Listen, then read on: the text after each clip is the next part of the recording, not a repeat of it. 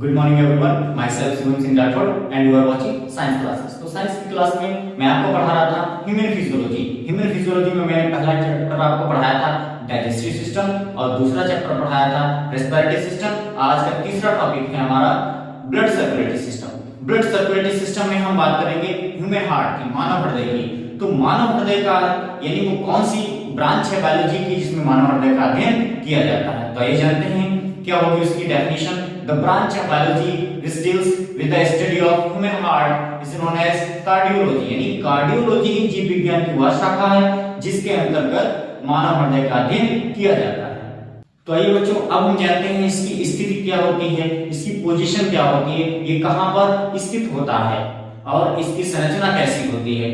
तो मनुष्य का हृदय गहरे लाल और गुलाबी रंग की बंद मुट्ठी के आकार की रचना होती है जो कि थोरेसिक कैविटी में क्या होता है। थोरेसिक कैविटी मैंने पिछली वीडियो में बताया था कि ओरल कैविटी क्या होती है, थोरेसिक कैविटी क्या होती है एंड एब्डोमिनल कैविटी क्या होती है। जिन बच्चों ने वो वीडियो नहीं देखा है रेस्पिरेटरी सिस्टम का, उसका लिंक मैं आज के इस वीडियो के डिस्क्रिप्शन में दे दूंगा, वो बच्चे देख सकते हैं। मनुष्य का हृदय गहरे लाल और गुलाबी रंग की बंद मुट्ठी के आकार की रचना होती है जो कि थोरेसिक कैविटी में दोनों लंग्स के बीच में पेरिकार्डियम नामक झिल्ली में स्थित होता है। पेरिकार्डियम नामक झिल्ली में एक तरल पदार्थ भरा रहता है, that is called pericardial fluid, जो इसको बाहरी आघातों और चोट चपेटों से सुरक्षा प्रदान करता है।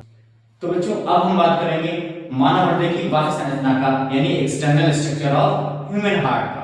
तो मैं बता दूं, मनुष्य के हृदय में 4 कक्ष होते हैं। ऊपर के 2 कक्ष अलिंद और नीचे के 2 कक्ष निलय कहलाते हैं।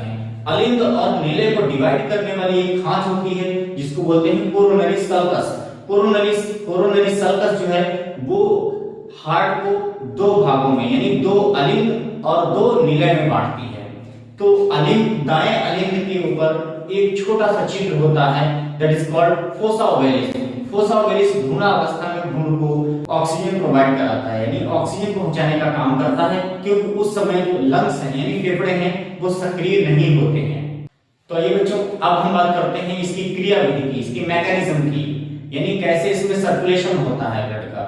तो सबसे पहले हम जानते हैं कि अग्र महाशिरा से शरीर के ऊपरी भागों से अशुद्ध रुधिर दाएं अलिंद में आता है और शरीर के निचले भागों से अशुद्ध रुधिर जो है पश्च महाशिरा से होता हुआ दाएं अलिंद में आता है। दायां अलिंद जब ब्लड से भर जाता है, रुधिर से भर जाता है, तो इसके ट्यूबुलर कपाट यानी ट्राइकस्पिड वाल्व खुल जाते हैं जिससे कि ब्लड दाएं निलय में आ जाता है। दाएं निलय से फुफ्फुस धमनियों के माध्यम से फेफड़ों में पहुंच जाता है शुद्ध होने के लिए। वहां पर श्वसन की प्रक्रिया में ऑक्सीजन आती है, तो ऑक्सीजन हीमोग्लोबिन के साथ संयोग करके ऑक्सी हीमोग्लोबिन यानी शुद्ध रुधिर बनाती है। यह शुद्ध रुधिर फुफ्फुस शिराओं के माध्यम से बाएं अलिंद में आता है।